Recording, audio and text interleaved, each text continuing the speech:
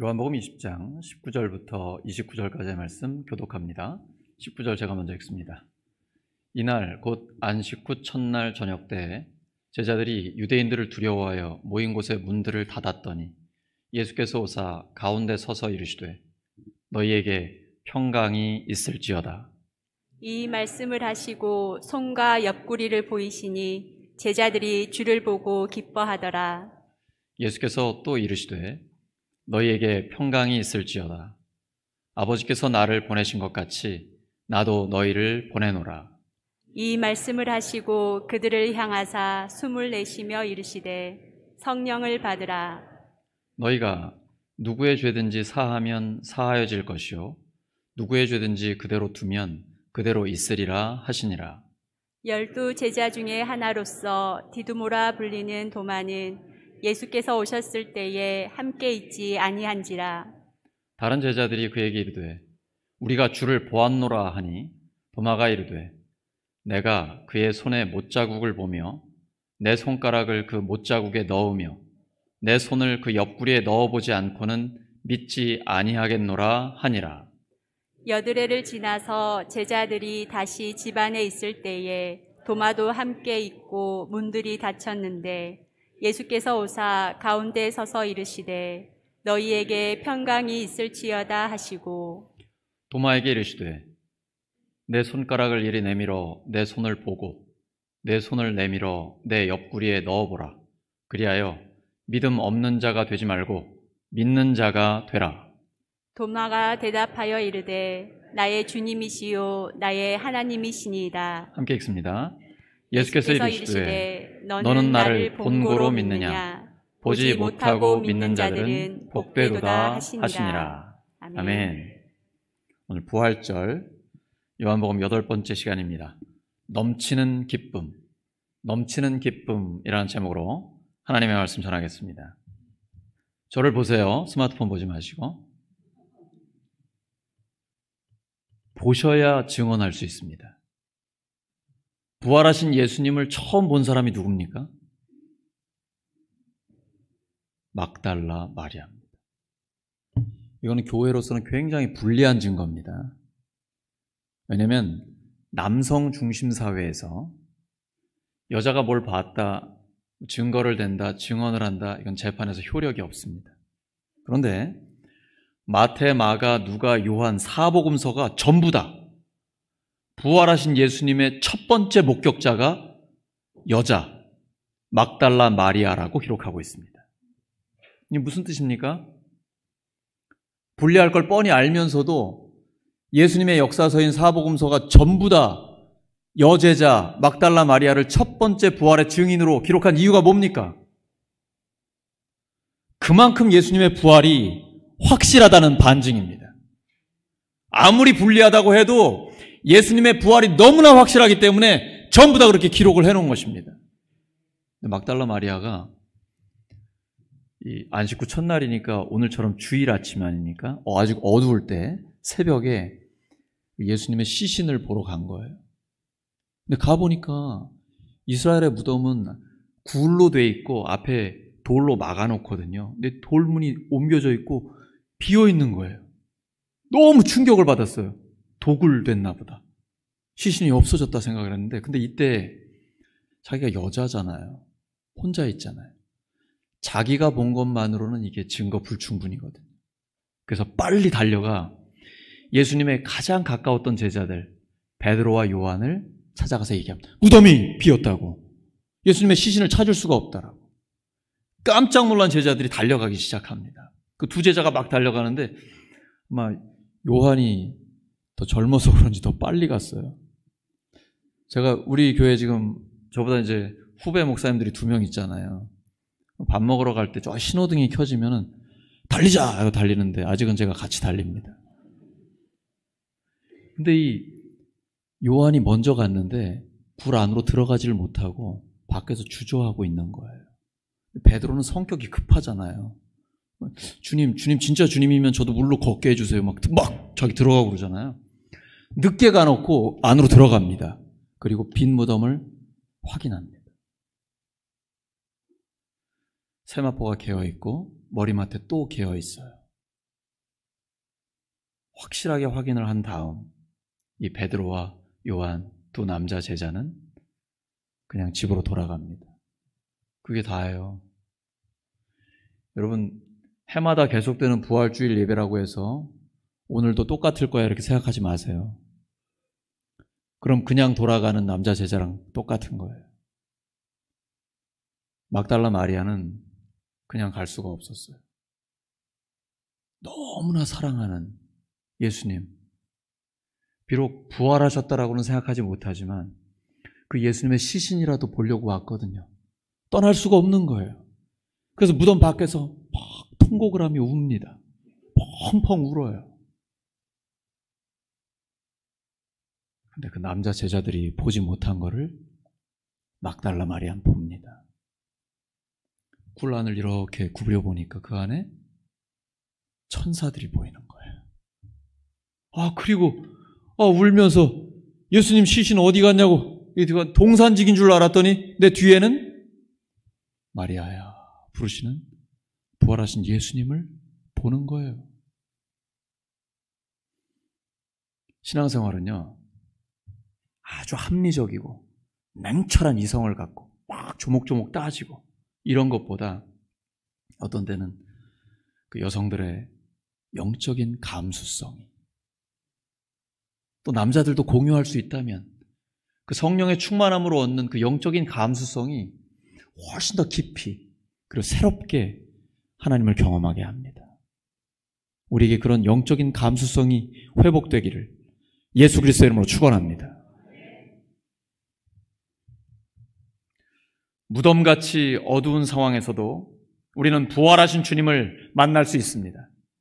주님은 충만한 빛으로 반전을 일으켜 주십니다. 부활이야말로 반전 아닙니까? 제자들도 믿지 못했습니다. 어떻게 예수님이 부활할 수 있을 것이라 상상이나 했겠습니까? 아무도 그건 예상치 못한 일입니다. 근데 예수님은 무덤을 깨뜨리고 부활하셔서 사람들의 생각을 완전히 바꿔놓으셨습니다. 부활하신 주님이 있기 때문에 우리 믿는 자에게는 소망이 있는 것입니다. 우리가 고난주간 금식하면서 기도하고 새벽마다 하나님 앞에 나왔는데 십자가에 머물면 안 됩니다. 신앙생활은 십자가를 넘어 부활로 반드시 나아가야 됩니다. 부활은 기독교의 심장입니다. 이 심장이 멈추면 끝난 거예요. 부활은 기독교의 심장입니다. 반드시 여기까지 나아가야 됩니다.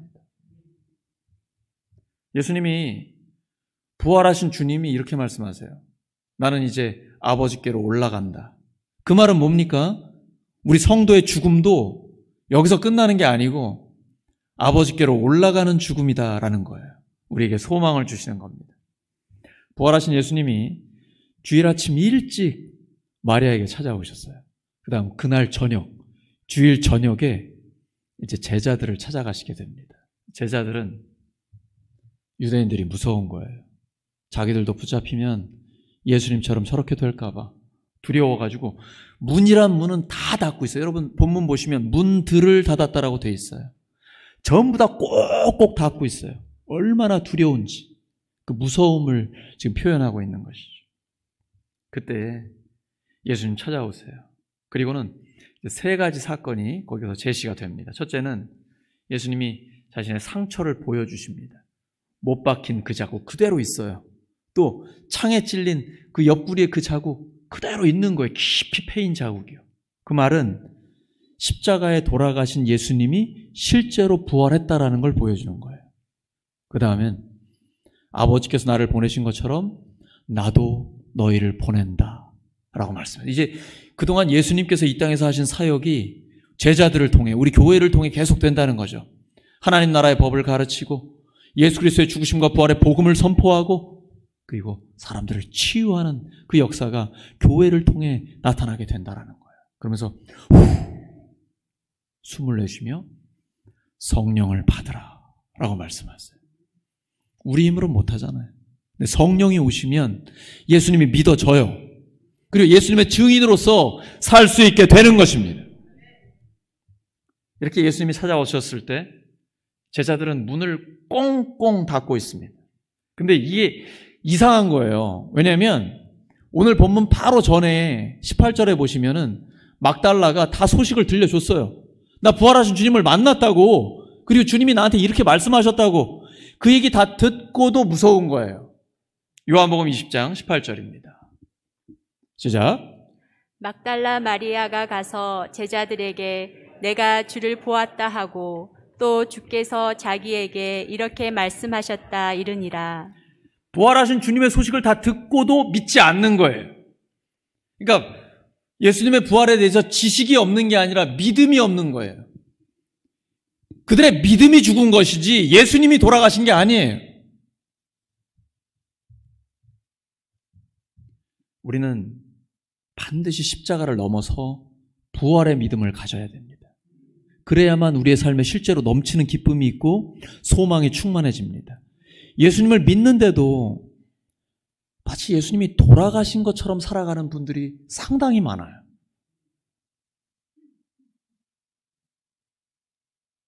삶에 소망이 하나도 없고 하나 어떻게 하지? 근심 걱정으로 가득 차 있는 거예요. 그건 부활하신 주님을 믿지 못하는 거예요. 주님은 지금 우리와 함께 하시는데 말입니다. 이게 우리가 극복해야 될 부분인데 왜 이런 걱정이 올까? 누가복음 21장 34절입니다. 시작.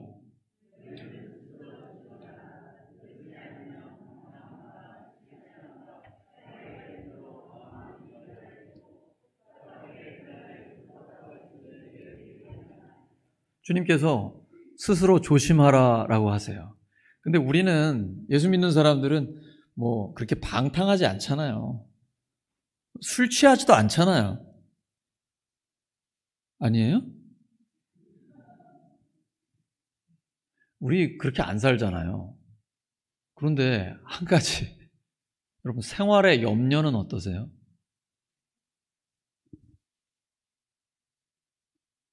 여러분 생활의 염려가 방탕함이나 술 취함이랑 똑같아요. 우리의 마음을 무뎌지게 합니다. 그래서 그 걱정 때문에 부활하신 주님이 안 보여요. 바로 옆에 계셔도 몰라요. 그게 엠마오로 가는 두 제자잖아요. 부활하신 주님이 옆에 오셔가지고 말씀을 나누고 성경을 풀어주고 하는데도 이 사람들 몰라요.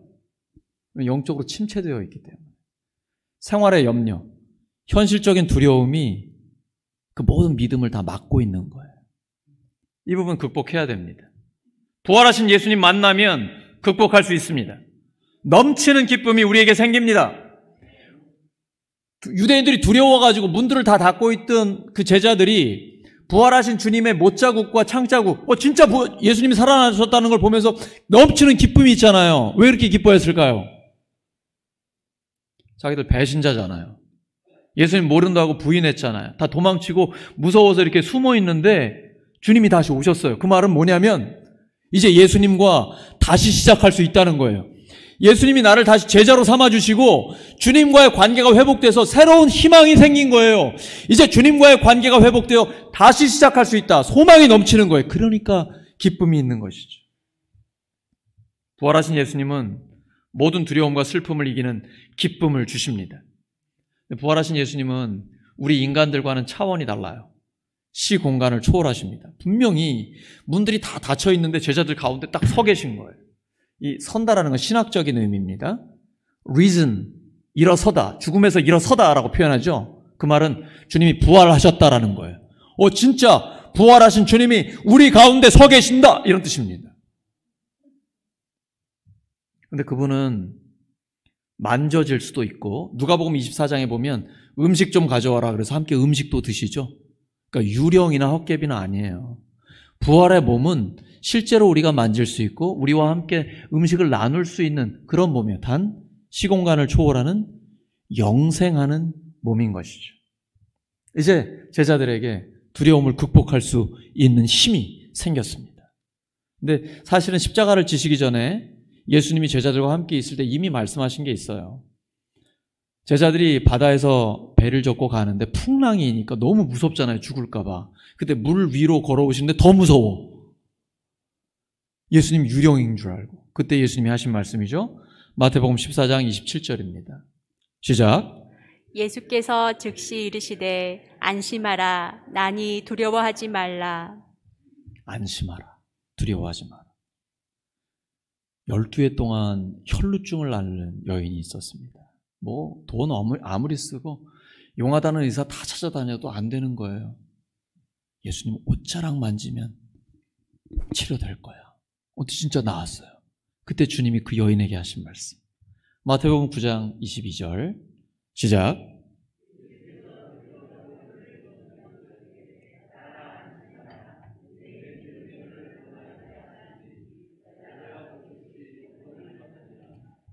한번 따라하시죠. 안심하라. 안심하라. 이게 신앙의 낮은 단계입니다. 현실적인 어려움, 생활의 염려 때문에 두려움이 있고 근심, 걱정이 있는 것은 아직 신앙이 낮은 단계에 있는 거예요. 근데 그때 주님이 우리에게 말씀하십니다. 두려워하지 마라. 안심해라. 내가 너와 함께하고 있다. 라고 말씀하시는 거죠. 근데 여러분, 이렇게 무서워가지고 문들을 다 닫아놓고 숨어있는 제자들을 만났을 때 부활하신 주님이 그 제자들에게 하신 첫 번째 말씀이 뭐죠? 이 못난 놈들, 이 배신자들아, 이런 말씀 안 하세요. Peace be with you. 너희에게 평강이 있을지어다. 예수님은요, 배신감 안 느끼셔요. 왜냐하면 배신할 줄 아셨거든요. 우리가 연약하잖아요. 그리고 믿음이 확고하지 못하잖아요. 그러니까 배신할 걸 알고 있었기 때문에 배신했다고 실망하거나 그것 때문에 배신감 느끼고 낙심하고 이런 거 없어요. 다 알고 계셨어요. 그래서 오셔서 하시면 책망하거나 꾸짖는 게 하나도 없어요. 그냥 오셔서 너희에게 평강이 있을지어다. 그리고요, 마치 처음 예수님이 제자들을 부르셨을 때 이렇게 말씀하시죠. 내가 너희를 사람을 낚는 어부가 되게 하리라 라고 말씀하신 것처럼 똑같이 말씀하세요. 아버지께서 나를 보내신 것처럼 나도 너희를 보내노라. 마치 처음 만난 것처럼, 처음 보내신 것처럼 그렇게 말씀하세요. 그리고 또 말씀하십니다. 너희에게 평강이 있을지어다. 예수님은 한 번도 제자들을 내치신 적이 없는 거예요. 주님의 그 마음에서 제자들을 내보내신 적이 한 번도 없어요. 이렇게 부활하신 주님이 다시 만나도 그들을 그대로 품어 안아주시고, 예수님 만나는 게 얼마나 불안했을까요? 베드로가 예수님이 질문을 던질 때 얼마나 힘들었겠어요. 너는 나를 사랑하느냐? 아니, 여기 있는 모든 사람들보다 나를 더 사랑하느냐? 이렇게 물어보실 때 주님 아십니다. 제가 주님 사랑하는 거 주님 아시잖아요. 3번 물을 때 얼마나 더 부담스러웠을까요? 정말 쥐구멍이라도 있으면 숨고 싶었을 거예요. 근데 주님은요, 꾸짖는 말 한 말씀이 없어요. 그냥 내 양을 먹여라, 내 어린 양을 먹여라, 내 양을 치라라고 사명을 맡겨주실 뿐이에요. 그것이 우리 주님이에요. 우리 마음에 있는 부담감, 마음에 있는 죄책감, 마음에 있는 모든 것들까지 하나님 다 품어주시고 내가 너의 마음속에 있는 그 아픔까지 다 안다. 그리고 다 품어주시는 거예요. 그리고 새롭게 시작할 수 있게 도와주세요. 다시 시작해. 내가 너를 보낸다. 세상으로 너를 보낸다. 라고 말씀하시는 거예요. 부활하신 예수님은 세상이 줄 수 없는 평강을 우리에게 주십니다. 이제 주님은 우리를 세상에 보내십니다. 근데 주님이 우리에게 복음을 전하라고 사명을 맡기셨는데 이 사명을 감당하다 보면요, 되게 부담감이 느껴질 때가 있어요. 힘들 때가 있습니다. 예를 들어 우리 구제를 생각해 보죠. 지금 우리가 우리 교회 주변의 어려운 이웃들을 돕는 것과 또 우크라이나 난민들을 돕는 일을 하려고 합니다. 그때 여러분 어떠세요? 코로나 때문에 나도 힘든데 지금 내 코가 석자인데 뭘 가지고 도와주지? 이거 도와주면 나 또 힘들어질 텐데 어떻게 하지? 여러분 이런 부담감 생기지 않으십니까? 안 생기세요? 아무 부담이 없으세요? 그럼 진짜 이상한 거예요. 부담감이 생겨야 좋은 거예요. 오늘 우리 부활절이니까 넘치는 기쁨을 누리죠. 부활의 기쁨과 소망이 넘치죠. 근데 한 가지, 왜 우리가 부활절 캠페인을 합니까? 왜 구제를 합니까? 부활절을 맞아서. 그거는 우리가 기쁨을 누리고 소망이 넘치는 거로 그치면 안 되는 거예요. 우리를 보내시잖아요. 가야 되거든요. 그래서 엄청 부담스럽다. 계란 2알 주고 뭐 이렇게 구제를 하라고 그래. 엄청 힘드네. 정상이에요. 예배 굉장히 잘 들으신 거예요. 그 부담감, 두려움, 불안함, 이게 이제 높은 수준의 불안함이에요. 사명을 감당하기 위한 그 두려움이 우리 안에 있는 거예요. 이거를 내가 진짜 결단하면 어떻게 될까? 불안감이 있잖아요. 근데 그때에 먼저 하나님 나라와 하나님의 의를 구하기 위해서 우리가 결단하면, 하나님 앞에 나아가면 그때 하나님 평강을 주십니다. 그게 2번째 평강이에요. 우리에게 주시는 놀라운 평강이 임해요. 거기서 끝나지 않습니다. 하나님요, 너무나 신실한 분이에요. 신실하신 분이에요. 약속하면 반드시 지키세요. 먼저 하나님 나라와 하나님의 의를 구하면 나머지 모든 거 더 하십니다. 여러분, 구하지 않아도 하나님이 응답하세요. 믿으십니까? 경험하고 계십니까? 하나님은 먼저 하나님 나라와 하나님의 의를 구하면 가장 좋은 것으로 가장 적절한 때에 하나님이 응답해 주십니다. 우리가 부활에 대해서 성경에서 가장 상세하고 확실하게 나온 책이 있는데 그 장이 바로 고린도전서 15장입니다. 그 별명이 부활장이죠. 그 부활장의 결론이 뭘까요? 고린도전서 15장 58절입니다. 시작. 그러므로 내 사랑하는 형제들아, 견실하며 흔들리지 말고 항상 주의 일에 더욱 힘쓰는 자들이 되라. 이는 너희 수고가 주 안에서 헛되지 않은 줄 알미라. 우리는 결론이 부활하신 주님과 함께 기뻐하며 두려움이 사라지고 소망이 넘치고 한 이 정도일 거로 생각하는데 아니에요. 그 결론은 이겁니다. 견실하며 흔들리지 말고 항상 주의 일에 더욱 힘쓰는 자들이 되라. 여기까지 나아가야 됩니다. 아버지께서 나를 보내신 것처럼 나도 너희를 보낸다라는 겁니다. 이게 바로 더 높은 단계, 사명을 감당하는 단계까지 우리가 올라가야 돼요. 항상 주의 일에 더욱 힘쓰는 사람이 돼야 됩니다.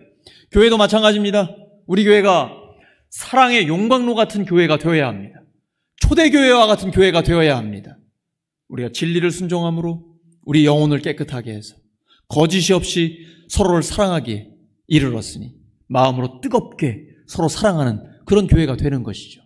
초대교회는 이렇게 표현하고 있습니다. 사도행전 2장 44절에서 47절 잘 아실 거예요.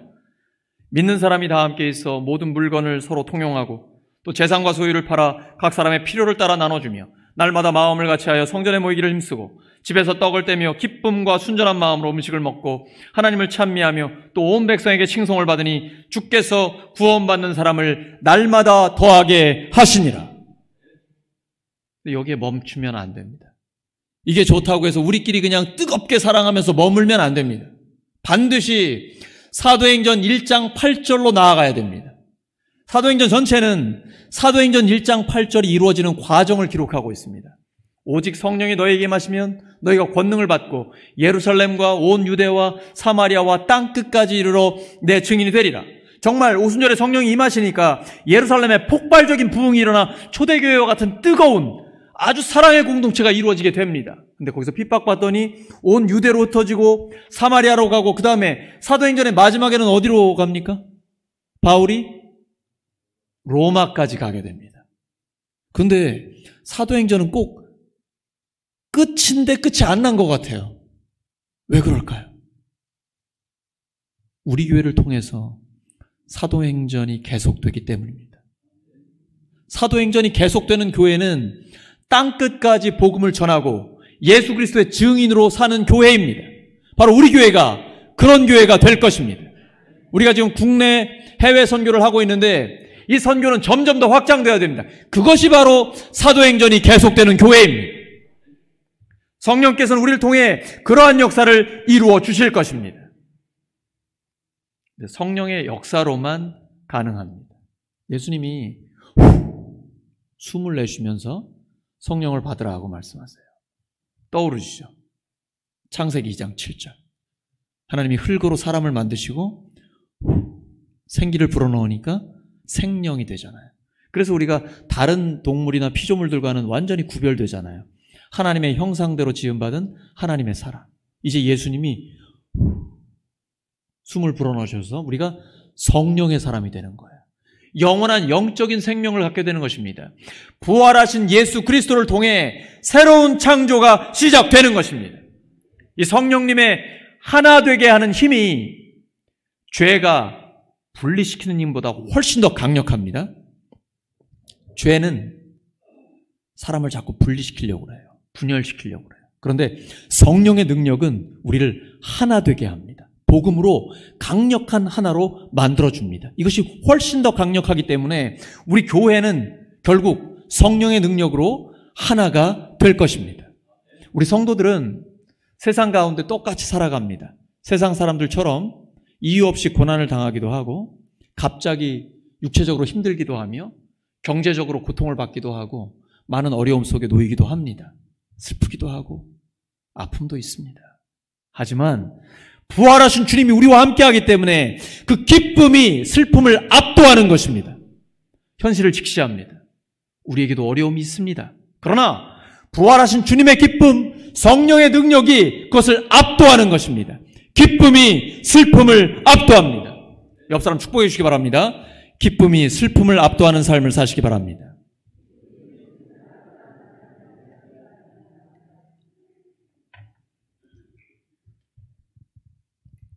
성령을 받으라고 말씀하신 주님이 본문 23절에서 이런 특권을 주세요. 너희가 누구의 죄든지 사하면 사하여질 것이요 누구의 죄든지 그대로 두면 그대로 있으리라. 자, 그러면 주님이 누구의 죄든지 그대로 두라는 말씀이에요? 아니면 용서하라는 말씀이에요? 우리에게 특권을 주셨어요. 죄를 용서할 수 있는 특권, 그냥 놔둘 수 있는 권한도 주셨습니다. 주님이 상대가 나한테 죄를 지었을 때 그냥 놔두라는 거예요? 아니면 용서하라는 거예요? 용서하라는 거죠. 마태복음 16장 19절입니다. 시작. 내가 천국 열쇠를 내게 주리니 내가 땅에서 무엇이든지 매면 하늘에서도 매일 것이요 내가 땅에서 무엇이든지 풀면 하늘에서도 풀리리라. 베드로가 주는 그리스도시요 살아계신 하나님의 아들입니다. 놀라운 신앙 고백을 했을 때 이 신앙 고백 위에 내가 교회를 세우겠다. 내 교회, 예수님의 교회를 세우겠다고 하시면서 천국 열쇠를 우리에게 주신다고 하셨어요. 땅에서 매면 하늘에서도 매이고 땅에서 풀면 하늘에서도 풀린다고 천국 열쇠를 우리에게 주셨습니다. 주님의 이 말씀은 땅에서 매라는 거예요? 풀라는 거예요? 사람들과 관계가 아주 맺혀버렸어요. 보기도 싫어. 이거 그대로 맺힌 채로 매놓으라는 거예요? 아니면 싹 풀어주라는 거예요?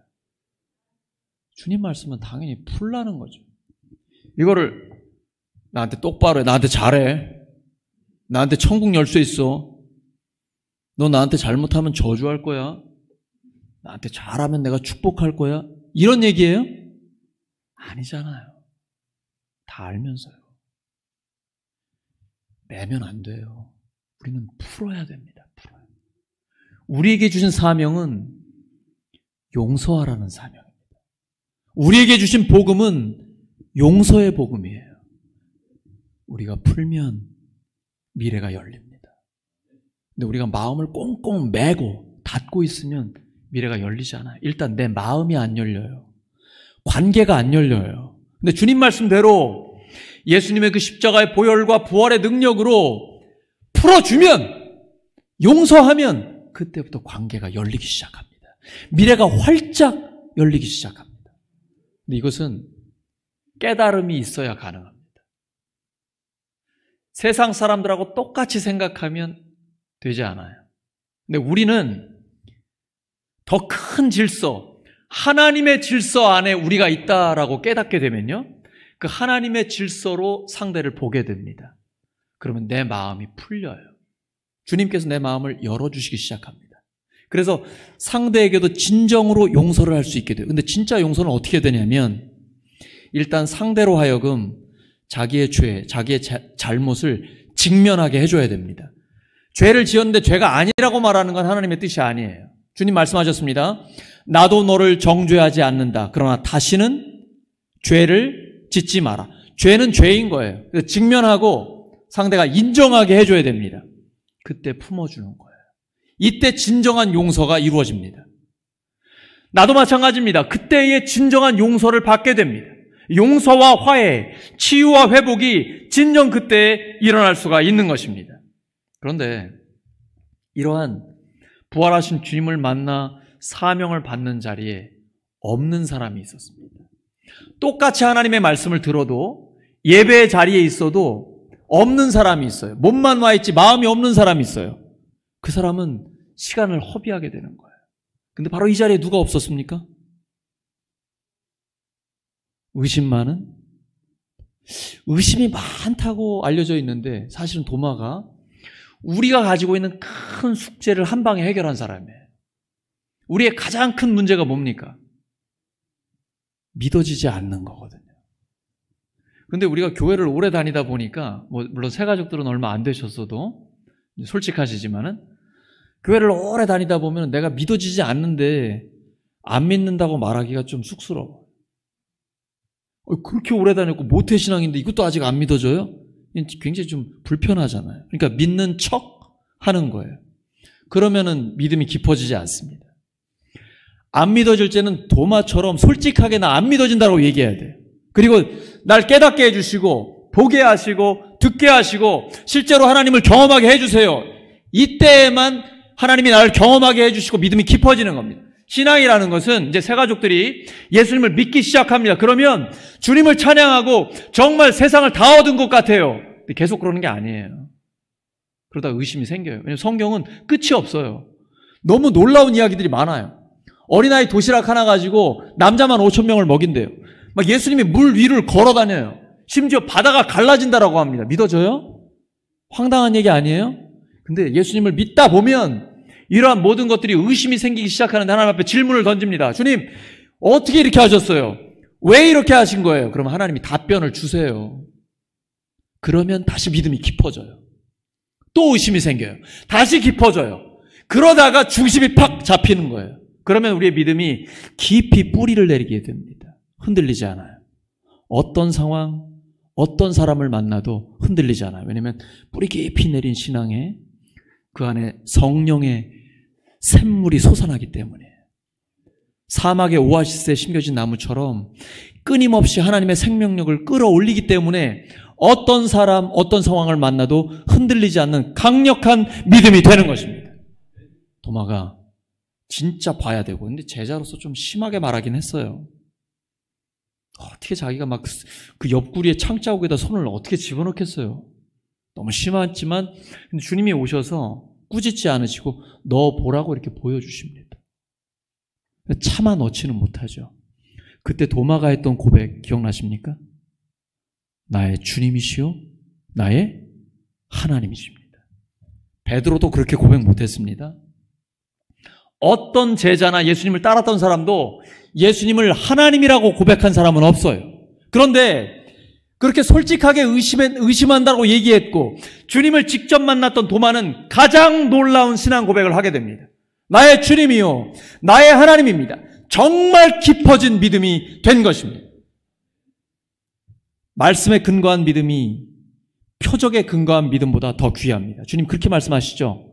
너는 본고로 나를 믿느냐? 보지 못하고 믿는 자는 복이 있다. 베드로전서 1장 8절과 9절입니다. 시작. 예수를 너희가 보지 못하였으나 사랑하는도다. 이제도 보지 못하나 믿고 말할 수 없는 영광스러운 즐거움으로 기뻐하니 믿음의 결국 곧 영혼의 구원을 받음이라. 바로 우리 얘기입니다. 예수를 너희가 보지 못하였으나 사랑하는도다. 이제도 보지 못하나 믿고 말할 수 없는 영광스러운 즐거움으로 기뻐하니 믿음의 결국 곧 영혼의 구원을 받음이라. 오늘 이 부활의 찬양을 들을 때 우리 안에 영혼의 기쁨이 있잖아요. 언제 보셨어요? 보지 못하고 믿거든요. 오늘 말씀 정리합니다. 우리는 보고 믿는 자입니까? 듣고 믿는 자입니까? 예수님은 보지 못하고 믿는 자, 말씀을 듣고 믿는 자가 복이 있다라고 말씀하셨습니다. 예수님의 부활의 권능은 교회와 가정과 일터를 새 하늘과 새 땅으로, 즉 하나님의 나라로 변화시키실 것입니다. 부활의 신앙으로 현실적인 두려움을 극복하고 넘치는 기쁨으로 항상 주의 일에 힘쓰는 우리 모두가 되기를 예수 그리스도의 이름으로 축원합니다. 함께 기도합니다. 하나님 아버지, 저희들 부활하신 주님을 보지 않고도 하나님의 말씀을 듣고 믿게 해주시니 감사합니다. 저희들 부활의 신앙으로 현실에서 부딪히는 근심, 걱정, 두려움들 모두 다 극복하고 넘치는 기쁨으로 늘 하나님 나라를 위해 힘쓰는 저희들 되게 하여 주시옵소서. 예수 그리스도의 이름으로 기도드립니다.